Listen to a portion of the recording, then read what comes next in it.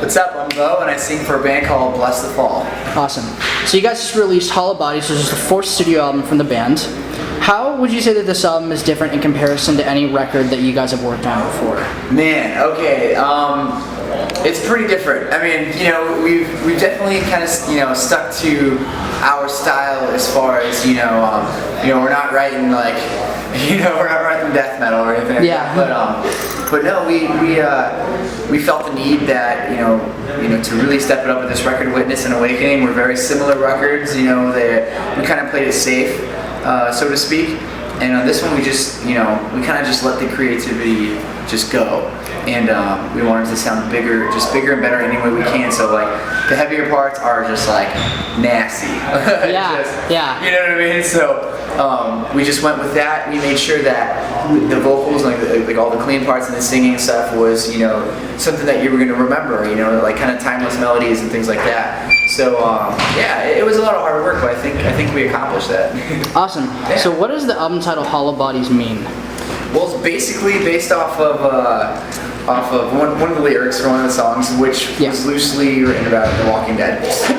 Cool. Yeah. So it's kind of like a metaphorical thing for people that are kind of like without soul, without spirit, things like that, bands or what have you that are just kind of going through the motions. Yeah. And are kind of just like, shells and not, don't really have any purpose. Yeah. So yeah, it's kind of, we're like the anti of that. Got it. So what was it like working with Joey Sturgis on this record? I mean, he's produced a lot of different bands in the scene, like Mice and Men, Icy Stars, bands like that. What did he bring to the table production-wise? Man, everything. I mean, we came in with our songs, and he loved the songs, and he just, there was one song specifically that he actually took and kind of rearranged, which no one had ever done that with any of our songs ever. It was You Wear a Crown. He took the chorus and made it the pre-chorus.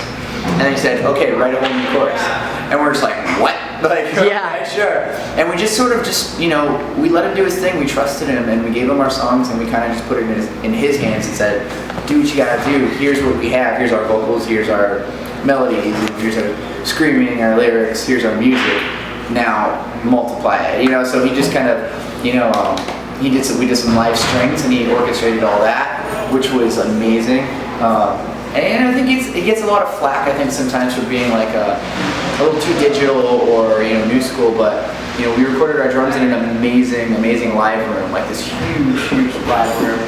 And like I said, the strings, so we had violins and cello and all that stuff in it as well, and they're all real. So even a piano solo, which was pretty cool. So he brought a lot to the table. Absolutely. So the album closes with the song Open Water, which features a collaboration between you and your wife, Lights. What made you guys decide to close the album with a little bit more of a slower type of song?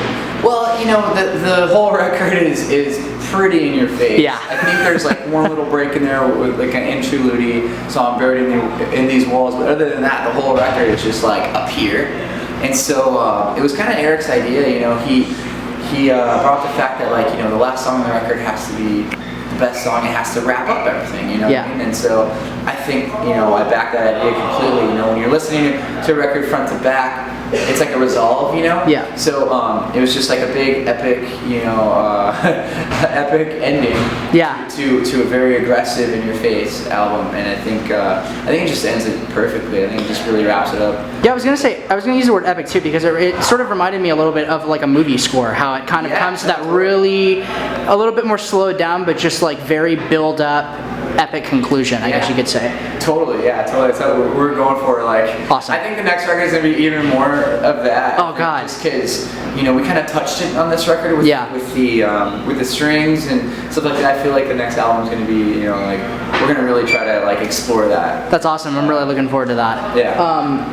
I found the lyrics on this record to be, in my opinion, to be very hopeful, and you guys are touching on some darker subjects, but there's still a lot of hope in them. What would you say that you take lyrical inspiration from?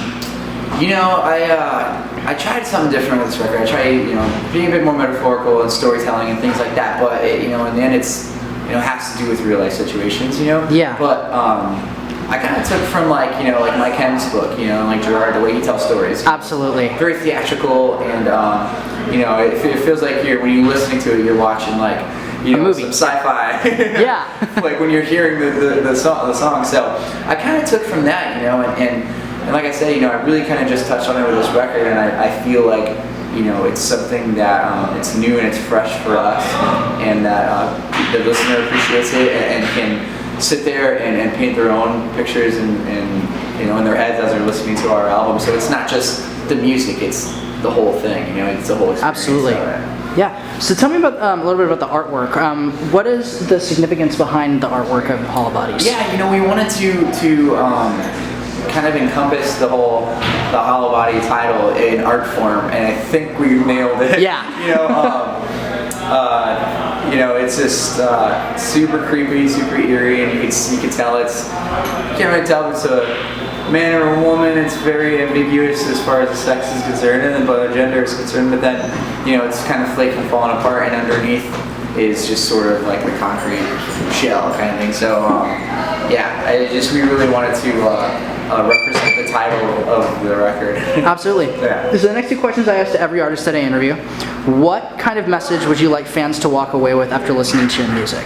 Man, you know, just, you know, the light at the end of the tunnel is what I say every time. It's those dark, deep, you know, pissed off songs that are on there, but there's always some kind of resolve, you know, at the end, and a light at the end of the tunnel. And no matter how dark, no matter how shitty things get, there's always like a positive end to them. So yeah, that basically. I hope everybody watching this was listening to that. Yeah. I truly hope so. Yeah. And the next question is, what does music mean to you? Man, music is just, you know, a creative outlet, and it's a way to get in touch with thousands and thousands of strangers that, you know, might need that, you know, positive outlook on life or whatever, you know, that could be going through whatever. So music, man, it transcends like language barriers and cultural barriers and religious barriers and all that, and you know, everyone can come in one place and be one together, be there for the same reasons. Absolutely. So the last question I got is, after you finish up this tour with August Burns Red, what are the future plans for Blessthefall? Tour with August Burns Red again. Anywhere. Well, there you go. That's our career plan. So just tour after tour with August Burns Red. Yeah, That's the tour plan. We're actually, you know, besides that, we're going to Australia for our first headliner in Australia, and I'm really nervous. Congratulations. Thank you. We're bringing out the Code Morale and like Moths to Flames. Oh God, that's going to be a ridiculous I know. lineup. Everyone in the U.S. is super pissed at me. But, well, that's like three of the craziest bands in the scene. So like when you go up on stage, so you know that the energy is going to be way past the bar. It's going to be all of us trying to like out crazy each other.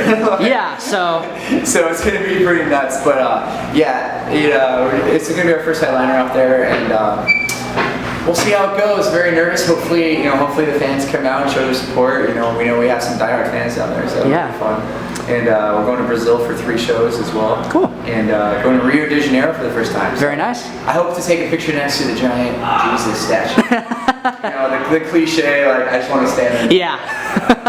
So, awesome. Yeah. Well, thank you very much for taking the time to do the interview with us. Of course, man. See you guys.